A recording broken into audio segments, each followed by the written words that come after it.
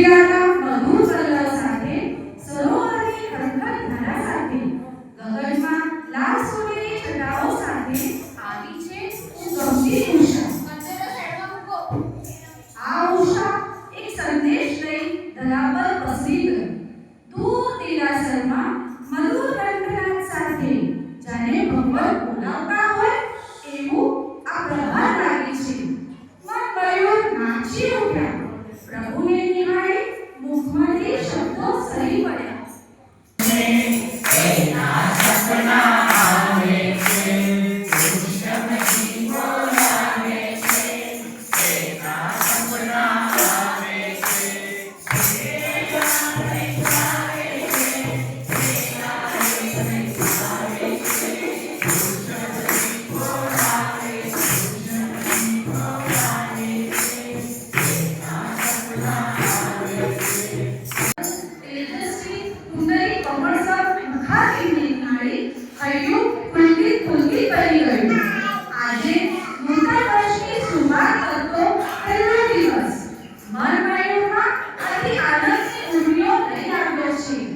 દેરાસર આખું ઝગમગ ઝગમગ કરી રહ્યું છે.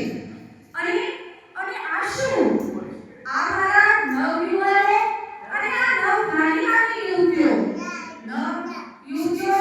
જોઈ ગર્વ થાય છે. જ્યાં ભૌતિકવાદના વાયડા વિંજાઈ ગયા છે. પાશ્ચાત્ય સંસ્કૃતિમાં ઘેરાઈ પોતાની સંસ્કૃતિ ભૂલી અંગ્રેજોના વિકૃત સંસ્કારોમાં ઘેરાઈ ન જતા મારા આ યુવતીઓ અને નવયુવાનો ગઈકાલે પાર્ટીમાંથી ન જતા આજે આ દિવાસરના દરબારમાં બેઠી કેવી સુંદર ભક્તિ ગાનમાં રંગાઈ રહ્યા છે. કેવી સુંદર ભક્તિ ગાનમાં રંગાઈ રહ્યા છે.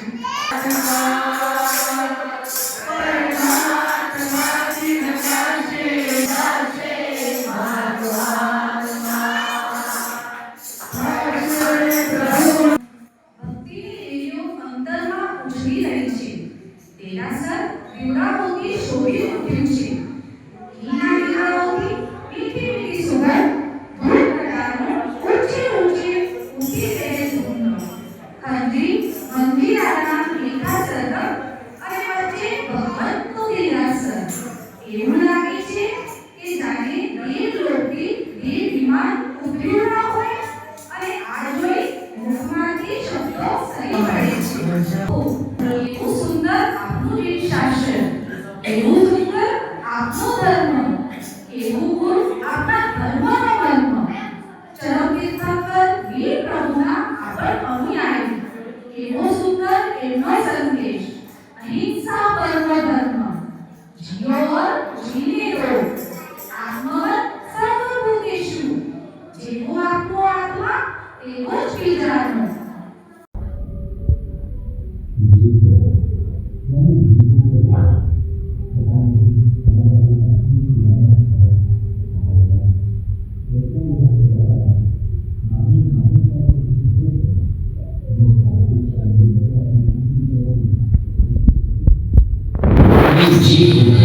कोई इंसान को पशुओं पर दया नहीं आती. रोते बिलखते पशुओं की ओर क्या तुम्हारी नजर नहीं जाती? अरे मानवता प्रेमी, क्रूरता नहीं, करुणा हमारी हृदय जीत हमारी पहचान. वीरता नहीं तलवारों में, नहीं वीरता युद्ध कौशल में, वीरता नहीं शारीरिक बल में, नहीं वीरता रण कौशल में. तो फिर कहाँ वीरता खून बहाने में? असली वीरता तो है मर्दे को बचाने में. असली वीरता तो है अहिंसा को अपनाने में. जीवन सर को प्यारा है, मरण ना किसी को भाता है. मृत्यु तो एक दिन सभी को आनी है, फिर भी मृत्यु का डर सताता है. त्योहारों के नाम पर न जाने कितने पशुओं के मुख पर मृत्यु का डर छा रहा है. मत भूल माना सभी जीवों की मेहंदी से हमारा हित नाता है. जिस महावीर दुर्ग में अहिंसा और करुणा का वास है, जिस वीर प्रभु के श्वास श्वास में दया और क्षमा का प्रवास, उसी महापुरुष के हम वंशज हैं. तुम्हारे पास जैसे वीर पुरुष हमारे ही तो पूर्वज हैं. तुम्हारी जगत में बड़ी क्रूरता और निर्दयता के आतंक से डरकर एक नया भारत बना. भारत की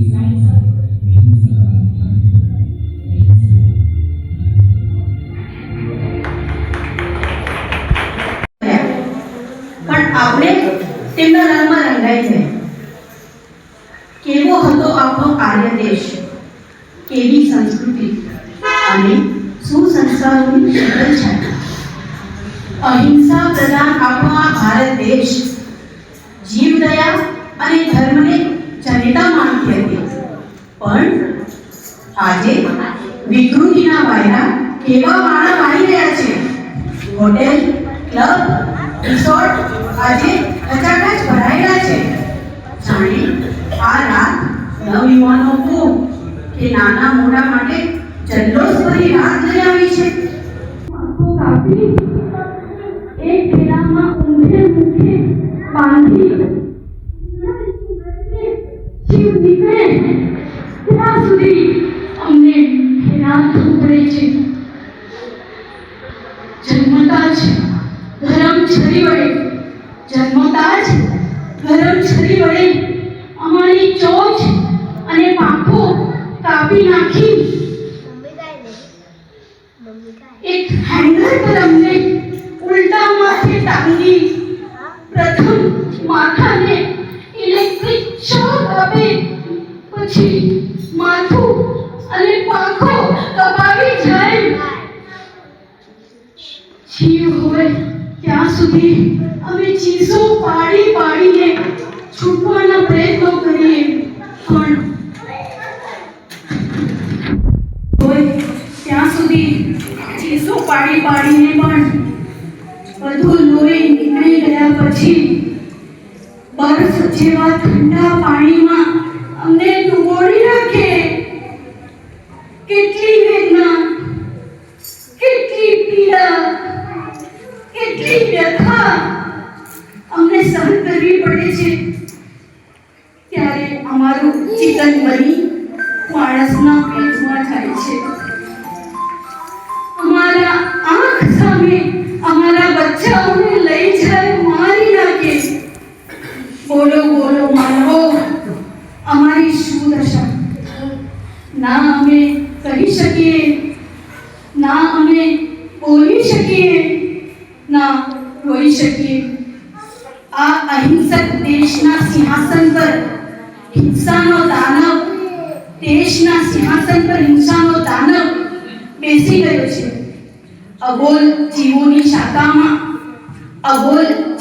શાખામાં એકમાત્ર જૈન વિખ્યાત પ્રખ્યાત બની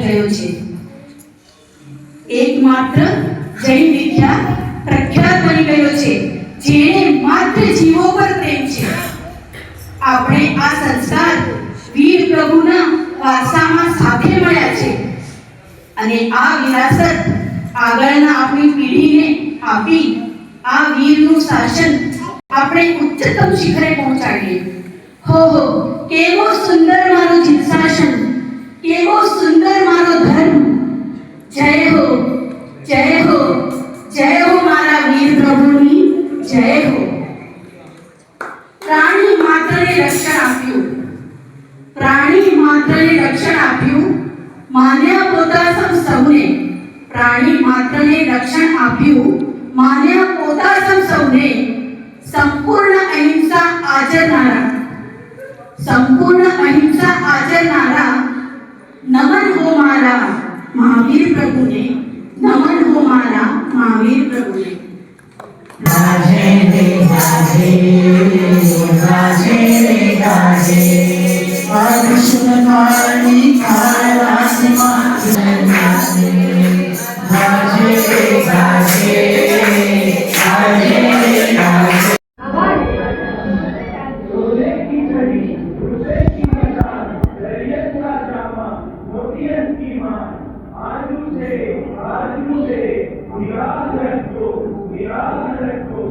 जीवदया प्रतिपादक प्राण लोकनाथा देवाधिदेव 24वां तीर्थंकर त्रिशला माताना जाया सिद्धार्थना कुलराया महावीर स्वामी भगवान ने